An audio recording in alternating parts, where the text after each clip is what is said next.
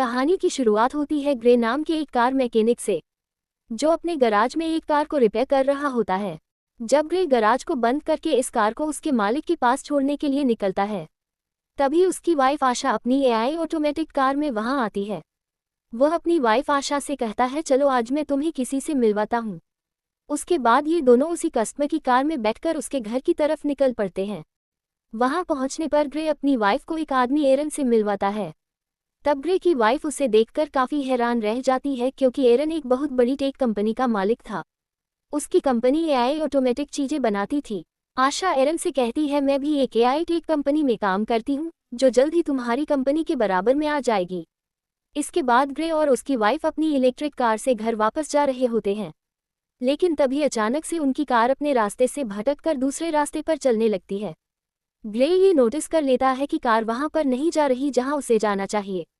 तब ग्रे की वाइफ अपनी कार को वापस घर के रास्ते पर चलने के लिए कहती है, लेकिन वह कार कहती है कि सिस्टम में कोई खराबी आ गई है। ये दोनों कार को रोकने की काफी कोशिश करते हैं, लेकिन कार को नहीं रोक पाते, जिसकी वजह से उनकी कार स्पीड ब्रेकर से टकरा जाती है और उलट जाती है। ये लोग कार से निकलने की कोशिश कर रहे होते हैं कि तभी वहां पर एक गाड़ी आकर रुकती है, जिसमें से 4 लोग बाहर आते हैं और वह इन दोनों को कार से बाहर निकालकर पकड़ लेते हैं। उनमें से एक आदमी ग्रे की वाइफ को शूट कर देता है। ये देखकर ग्रे पूरी तरह से सुन्न हो जाता है। ग्रे की आंखों के सामने उसकी दुनिया उजड़ गई। वह तेजी से चीखने लग जाता है। उसके बाद ये लोग ग्रे को पकड़कर पहले उसे खूब मारते हैं और फिर ये लोग ग्रे को भी गर्दन के पीछे गोली मार देते हैं। ये लोग ग्रे और आशा का सारा सामान चोरी करके वहां से चले जाते हैं। ग्रे की सांसें अभी भी चल रही थी और वह अपनी आंखों के सामने अपनी वाइफ को तड़पता हुआ देख रहा था। कुछ देर बाद वहां पर पुलिस आ पहुंची। हॉस्पिटल में 3 महीनों तक इलाज चलने के बाद ग्रे की जान तो बच गई, लेकिन अब वह चलने के काबिल नहीं था। गर्दन के नीचे गोली लगने की वजह से उसका स्पाइनल कॉर्ड टूट गया। कंधे से नीचे उसका पूरा जिस्म पैरालाइज्ड हो गया। अब ग्रे कोई भी काम नहीं कर सकता था। यहाँ ग्रे से मिलने उसका वही रेगुलर कस्टमर एरन आता है। वो ग्रे से कहता है, मुझे तुम्हारी यह हालत देखकर बहुत बुरा लग रहा है। एरन ग्रे को दोबारा अपने पैरों पर खड़ा होकर जीने की उम्मीद देता है और कहता है कि मेरे पास एक पावरफुल एआई चिप है। अगर तुम उसे अपनी बॉडी के अंदर लगा दो तो तुम एक बार फिर से चलने के काबिल हो जाओगे, साथ ही साथ बहुत ज़्यादा पावरफुल भी हो जाओगे। ये बात ग्रे के दिमाग को टच कर गई। वो सोचने लगा कि अगर मैं ठीक हो गया तो अपनी वाइफ की मौत का बदला ले पाऊंगा। अगले सीन में हम देखते हैं कि एरन अपने घर में ग्रे की बॉडी पर एक्सपेरिमेंट कर रहा होता है। यहाँ ग्रे की स्पाइनल कॉर्ड में वो चिप इम्प्लांट की जाती है। वो चिप सीधा ग्रे के दिमाग से जुड़ गया। ऑपरेशन के कुछ घंटे बाद ग्रे को होश आता है, तो डॉक्टर उसके हाथ और पाँव को मूव करने की कोशिश करती है और यह चेक करती है कि क्या ग्रे अपने हाथ और पाँव को अब महसूस कर पा रहा है या फिर नहीं। तब ग्रे की हालत देखकर वो लोग समझ जाते हैं कि चिप ने ग्रे की बॉडी पर असर नहीं किया, लेकिन तभी ग्रे अपने हाथों को मूव करने लगता है। ये देखकर वो लोग हैरान रह जाते हैं और अब ग्रे अपने दोनों हाथों को मूव कर पा रहा था और फिर देखते ही देखते ग्रे अपने दोनों पैरों पर खड़ा हो जाता है। खुद को ठीक होता देखकर ग्रे बहुत ज़्यादा खुश हो जाता है। अब वो पहले से भी ज़्यादा पावरफुल खुद को फील करने लगा। एरन भी अपनी एक्सपेरिमेंट को सक्सेसफुल होता देखकर काफ़ी खुश हो जाता है। फिर यहाँ पर एरन ग्रे से एक कॉन्ट्रैक्ट पर साइन करवाता है, जिसमें वो किसी को भी नहीं बताएगा कि वो चल सकता है और उसे सबकी नज़रों में पैरालाइज्ड बनकर रहना होगा। उसके बाद ग्रे अपने व्हीलचेयर पर बैठकर घर आ जाता है। यहाँ उसे पता चलता है कि उसके लिए डिटेक्टिव का भेजा एक पैकेज आया है, जिसमें ग्रे की वाइफ की पोस्टमार्टम रिपोर्ट और उसके केस से रिलेटेड कुछ इन्फॉर्मेशन थी। ग्रे उस दिन पुलिस ड्रोन से रिकॉर्ड की गई फुटेज देखने लगा, लेकिन फुटेज क्लियर नहीं थी। यहाँ पर वो चिप ग्रे की हेल्प करने की कोशिश करती है। चिप ग्रे का ध्यान फुटेज में एक किलर की तरफ करती है और कहती है, देखो ग्रे, इन चारों में से एक की बॉडी पर टैटू बना हुआ है, लेकिन ये टैटू बिल्कुल भी क्लियर नहीं दिख रहा था। इसलिए ग्रे बोला, ये तो बहुत ज़्यादा ब्लर है, इसे मैं देख नहीं सकता। जिस पर वो चिप कहती है, मैं इस टैटू का एक क्लियर इमेज बना सकती हूँ, बस तुम एक पेपर और पेंसिल उठा लो। ग्रे के पेपर और पेंसिल उठाने के बाद चिप ग्रे के हाथ की मदद से बिल्कुल परफेक्ट वही टैटू बना लेती है और जब ग्रे उस टैटू को देखता है तो पता चलता है कि यह एक मिलिट्री टैटू है। रिसर्च करने के बाद ग्रे को उस टैटू वाले आदमी के बारे में पता चल जाता है। चिप ग्रे से कहती है, तुम उस आदमी के एड्रेस पर जाओ और उसके खिलाफ सबूत इकट्ठा करो। इसीलिए ग्रे अब खुद वहां पहुंच जाता है। लेकिन वहां पर पुलिस ड्रोन थे, इसीलिए ग्रे उन ड्रोन के सामने अपनी व्हीलचेयर पर ही बैठा रहता है।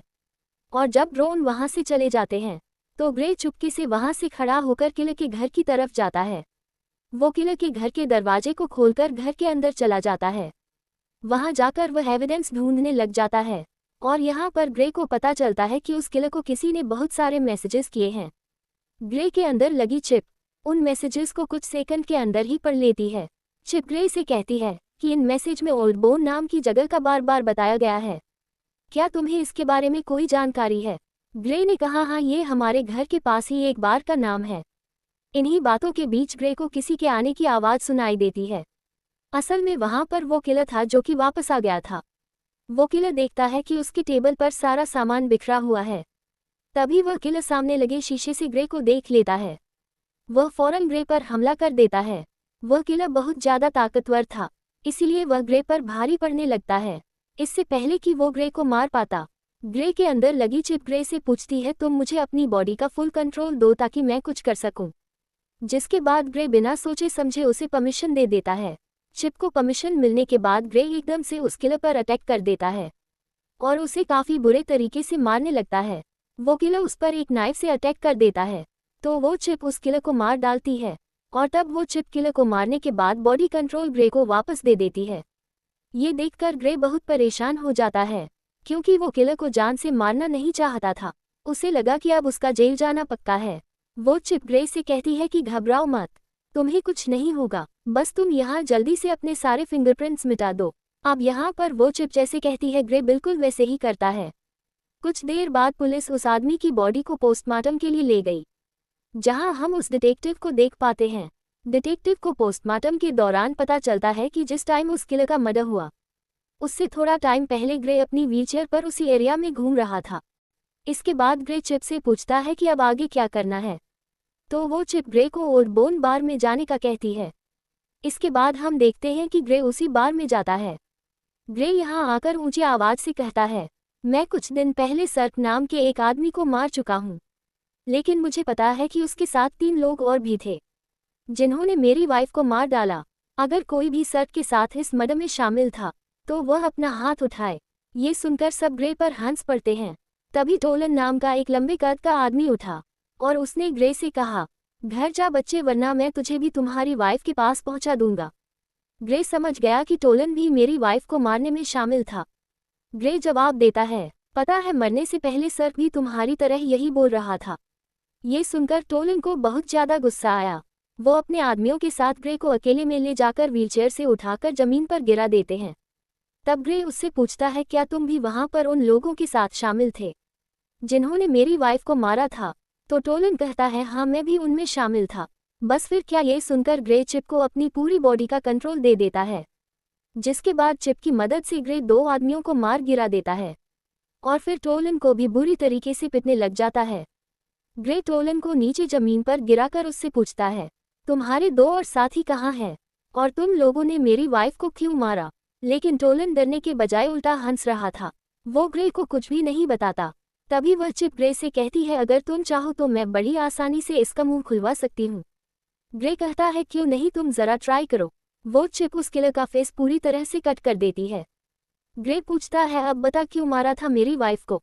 टोलन की सारी हेकड़ी निकल गई और फौरन उसने कहा हमें पैसे मिले थे तुम्हारी वाइफ को मारने के लिए और मुझे फिस्क ने पैसे दिए। लेकिन इससे पहले कि ग्रे उससे फिस्क के बारे में कुछ पूछ पाता, वो आदमी वहीं पर मर जाता है। उधर एरन को पता चल चुका था कि ग्रे ने फिर से किसी की जान ले ली। अब वह जल्दी से चिप को शट डाउन करने की कोशिश कर रहा था। तभी वो चिप ये बात ग्रे को बता देती है कि मुझे एरन शट डाउन करने की कोशिश कर रहा है, इसीलिए हमें जल्द से जल्द कुछ करना होगा। ग्रे बोला अब क्या करें?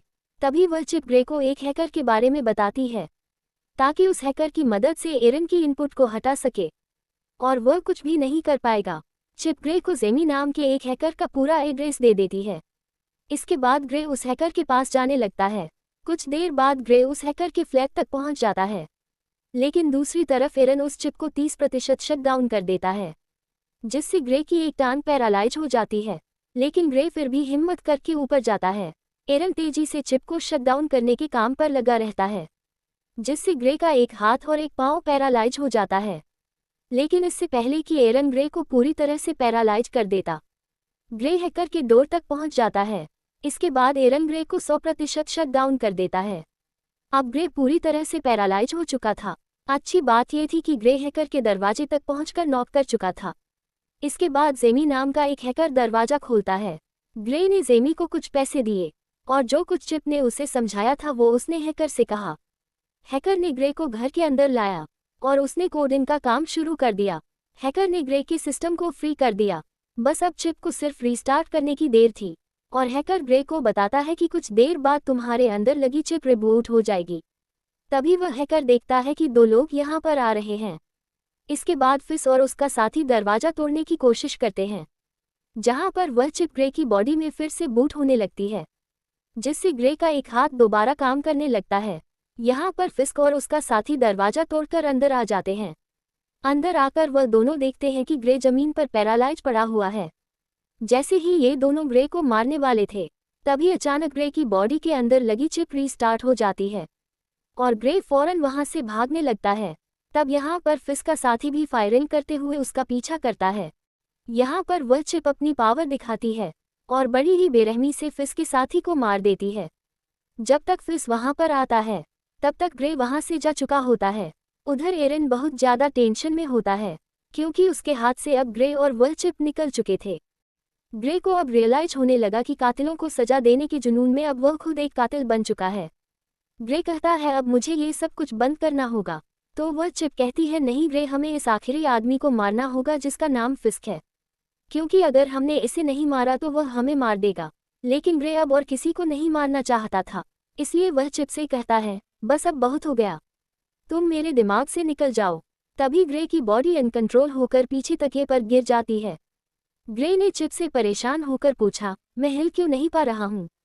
इसके बाद वह चिप ग्रे को कहती है उस हैकर ने जो कोड मेरे सिस्टम में एंटर किए हैं उसकी वजह से मैं पूरी तरह से आज़ाद हो चुकी हूँ।